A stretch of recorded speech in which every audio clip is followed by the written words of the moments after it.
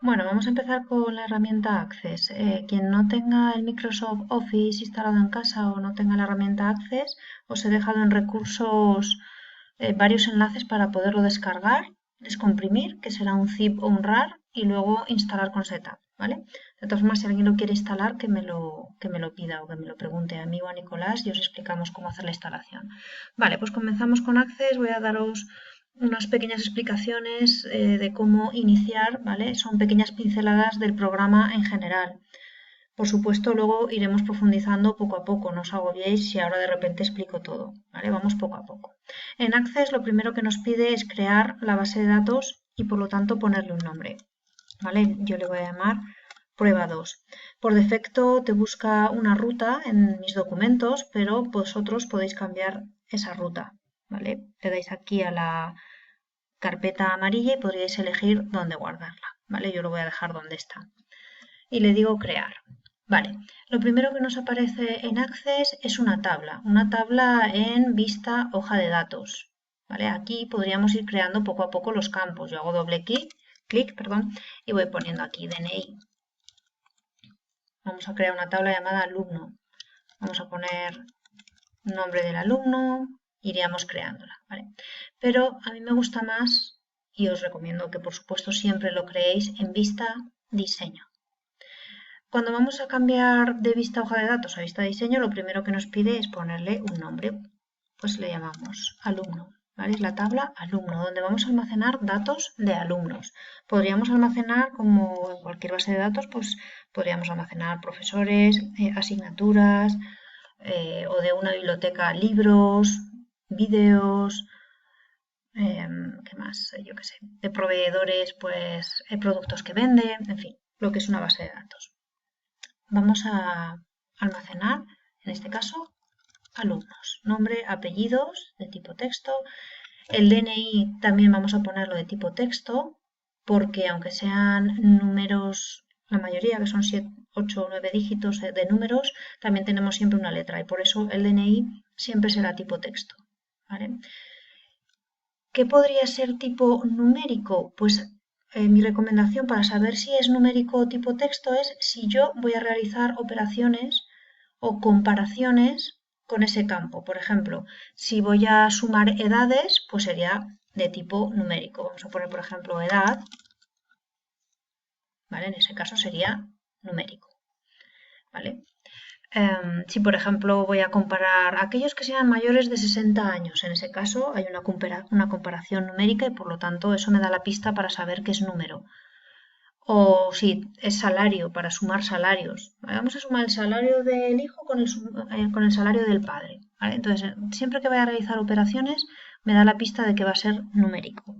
¿Un número de teléfono será numérico? No, tampoco. Los números de teléfono también los meteremos como texto, ¿vale? Porque yo no voy a realizar operaciones matemáticas con números de teléfono, ¿vale? Por ahí va un poco la historia. Vamos a poner fecha de nacimiento para que veáis otro tipo diferente de tipo de datos. Y habéis visto que he puesto guión bajo. No vamos a poner nunca espacios en los nombres de los campos, porque eso puede crear problemas. Entonces, para evitarlo, ponemos siempre un guión bajo. La fecha de nacimiento será tipo fecha-hora y luego vamos a poner un campo booleano, ¿vale? El campo booleano solo admite una respuesta o sí o no entre dos opciones, que son esas, ¿vale? Pero vamos a poner repetidor y ponemos el sí o no, ¿vale? Esto se le llama booleano porque tenemos solamente la opción del sí o la opción del no, lo que sería un 1 y un 0 en binario, por ejemplo. Vale, ¿y qué más podemos almacenar del alumno? Pues número de teléfono, lo mismo, guión bajo para unir.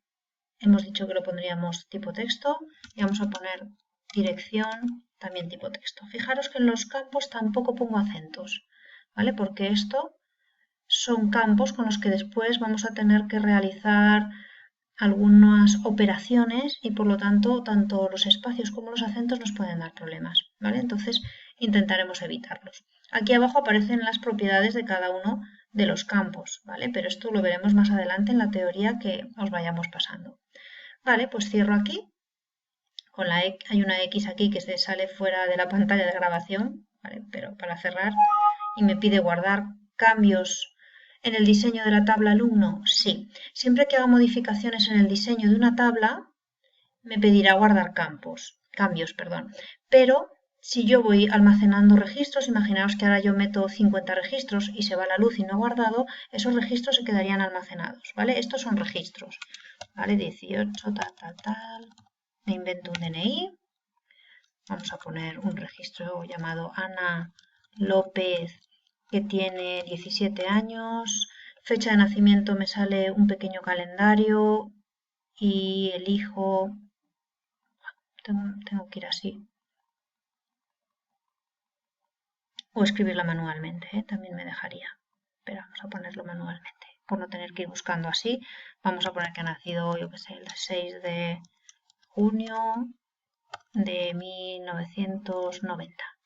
¿Vale? Olvidaros si no concuerda la edad con la fecha de nacimiento, porque estos son ejemplos, ¿vale?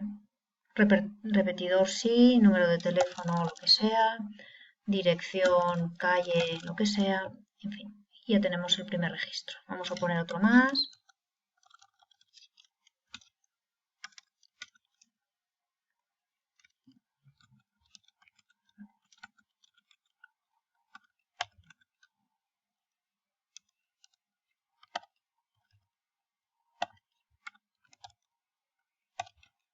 Vale, número de teléfono.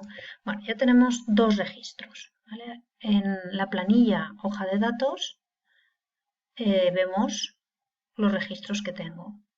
Y en vista diseño modifico los campos.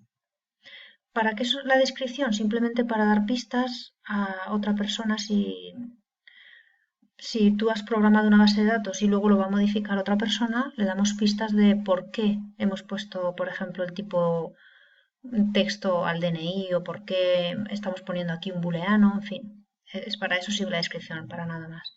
¿Vale? Entonces voy alternando y aquí tengo la pista hoja de datos y aquí tengo la tabla. Vale, pues voy a cerrar la tabla y vamos a ver qué otras opciones tenemos. Podemos crear un formulario. ¿Qué es un formulario? Un formulario es una forma de introducir datos, pero de forma más aparente, más bonita, parece más un programa, ¿vale? Porque la tabla parece Excel, al fin y al cabo son filas y columnas, ¿vale? Pero esto ya tiene otro aspecto, ¿vale? Aquí podremos agregar botones. Más adelante crearemos botones para crear nuevos registros, para ir al primer registro, al último, etcétera. Aquí de momento me muevo con la barra de navegación que tengo aquí abajo y voy al registro 1, registro 2, al primer registro y al último registro. Y luego tengo una especie de play, el triangulito con un asterisco, una estrella amarilla, ¿vale? Y aquí le doy para crear un nuevo registro. Como lo tenemos en vista presentación, no me deja introducir datos. Aquí tenemos tres vistas. Cómo va a quedar, cómo lo puedo modificar y cómo puedo introducir datos. ¿Vale? Entonces, en vista formulario es cómo introduciremos datos. Metemos otro.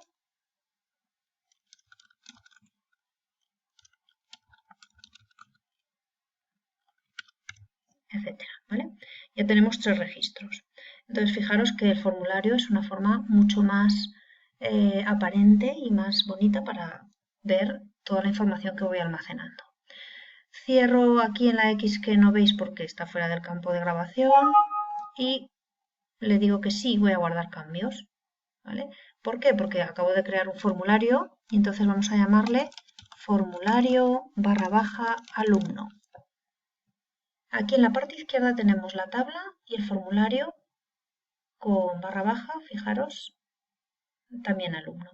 ¿Qué más cosas se pueden crear? Pues se puede crear un informe. El informe lo que hace es coger los datos y sacarlos para imprimir, porque si yo no hago un informe no podré nunca imprimir la información. Entonces aquí me saca un ejemplo de informe. Por supuesto esto se puede modificar y ajustar al folio, ¿vale? Pero ahora mismo no lo voy a hacer porque no me da tiempo. En vista informe será un poco cómo nos va a quedar, ¿vale? Tenemos que ajustarlo porque aquí se saldría del folio. en vista diseño puedo modificar. ¿Vale? A esto aprenderemos también. Y aquí es donde iremos dando más o menos tamaño a los campos. Lo dejamos en vista informe. Cierro el informe, me pide guardar cambios y le digo sí. Esto es informe alumno. A aceptar. Vale, siempre que cree una tabla, un formulario o un informe me pedirá guardar cambios, pero si introduzco datos desde el formulario ya no me pedirá. Si yo ahora, por ejemplo, le digo nuevo registro y voy a crear otro usuario más, otro alumno, y le voy a llamar Francisco Sanz y cierro, no me ha pedido guardar cambios. Si cierro Access no me pediría guardar cambios. ¿Por qué? Porque son registros. Vale, se me ha olvidado comentar una cosa importante en la tabla, que lo vemos en un momentillo y ya termino el vídeo. Le voy a dar a vista diseño. Aquí tengo una llavecita. ¿Qué significa la llavecita? Pues es la clave principal. También se llama clave primaria. Lo vais a escuchar de las dos formas, clave principal o clave primaria. La clave principal siempre lo que indica es que no puede haber dos personas con el mismo DNI y no puede haber ninguna persona con un DNI vacío. ¿Vale? Entonces, la clave primaria cumple siempre esas dos propiedades, que el DNI nunca puede ser vacío y que no habrá dos DNIs iguales. ¿Vale? Hay veces que la clave primaria no es un DNI, porque si estamos hablando de libros, pues será, por ejemplo, un código del libro y no habrá dos códigos iguales. Nunca. Ni podrá estar vacío. Eso es lo que cumple la clave principal para que de alguna forma, cuando yo voy a almacenar algo, el registro tiene que tener como mínimo un DNI. ¿Vale? Bueno, pues esto es un poco un resumen inicial. Veremos muchas más cosas, ¿vale? Sobre todo las consultas, ¿vale? Diseño de consulta, asistente para consultas, pero eso ya más adelante, poco a poco. Esto es lo más básico y ahora lo primero que veremos en las próximas clases online es, os explicaré principalmente los tipos de datos que hay y las propiedades.